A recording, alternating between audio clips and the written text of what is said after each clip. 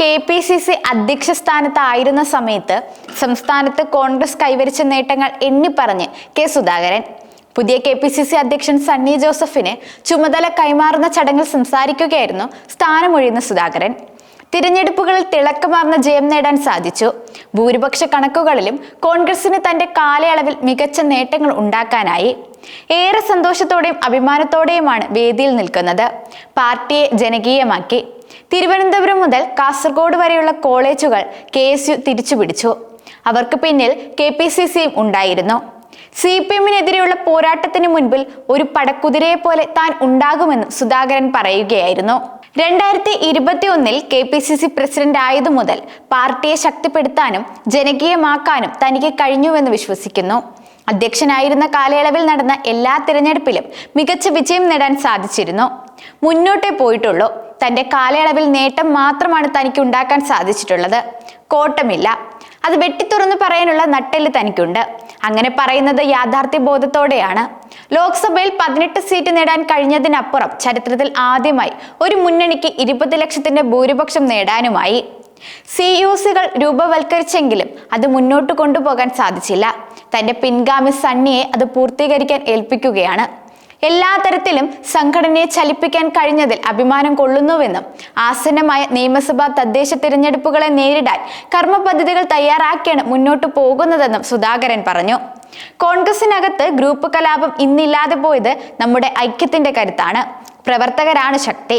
അവരോടൊപ്പം എന്നും ഉണ്ടാകുമെന്നും സുധാകരൻ കൂട്ടിച്ചേർത്തു. അതേസമയം പുതിയ KPCC പ്രസിഡന്റായി അഡ്വക്കേറ്റ് സണ്ണി ജോസഫ് MLA-യും UDF കൺവീനറായി അടൂർ പ്രകാശ് MPയും ചുമതലയേറ്റെടുത്തു. KPCC വർക്കിംഗ് പ്രസിഡന്റുമാരായി PC Vishnunath MLA, AP Anilkumar MLA, Shafi Parambil MP എന്നിവർ സ്ഥാനമേറ്റെടുത്തു. KPCC ആസ്ഥാനത്ത് മുതിർന്ന നേതാക്കളുടെ സാന്നിധ്യത്തിൽ നടന്ന ചടങ്ങിലാണ് ചുമതല ഏറ്റെടുത്തത്.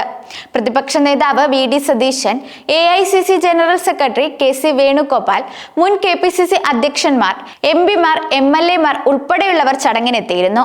തദ്ദേശ സ്വയംഭരണ സ്ഥാപനങ്ങളിലേക്കുള്ള തിരഞ്ഞെടുപ്പ് വരാനിരിക്കെയാണ് KPCC തലപ്പത്ത് അഴിച്ചുപണികൾ നടത്തിയത്. നിലവിലെ UDF കൺവീനറായ MM ഹസൻ, വർക്കിംഗ് പ്രസിഡന്റുമാരായ കൊടിക്കുന്നിൽ സുരേഷ്, TN പ്രതാപൻ, T സിദ്ദിഖ് എന്നിവരെ പദവിയിൽ നിന്ന് നീക്കിയാണ് പുതിയ നേതൃത്വത്തെ പ്രഖ്യാപിച്ചത്.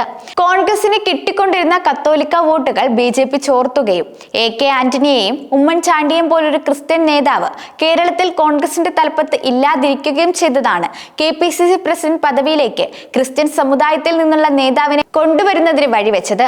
ചുമതല ഏൽക്കുന്നതിന് മുൻപായി പുതിയ KPCC നേതൃത്വം മുതിർന്ന കോൺഗ്രസ് നേതാവ് AK ആന്റണിയെ സന്ദർശിച്ചിരുന്നു. Sunny Joseph, Shafi Parambil, PC Vishnunath, AP Anilkumar, UDF convener Adoor Prakash എന്നിവരാണ് AK ആന്റണിയുടെ വീട്ടിലേക്ക് എത്തി അനുഗ്രഹം വാങ്ങിയത്. UDF-നെയും കോൺഗ്രസിനെയും ശക്തിപ്പെടുത്തുന്നതിനോടൊപ്പം എല്ലാ ജനവിഭാഗങ്ങളെയും കൂട്ടിയിണക്കാൻ കഴിഞ്ഞാൽ സണ്ണി ജോസഫിന് മികച്ച വിജയം നേടാനാകുമെന്ന് AK ആന്റണി ആശംസിച്ചു. പുതിയ നേതൃത്വം കഴിഞ്ഞ ദിവസം മുൻ മുഖ്യമന്ത്രിമാരായ ഉമ്മൻചാണ്ടിയുടെയും K കരുണാകരന്റെ സ്മൃതി മണ്ഡപത്തിലെത്തി പുഷ്പാർച്ചനയും നടത്തിയിരുന്നു.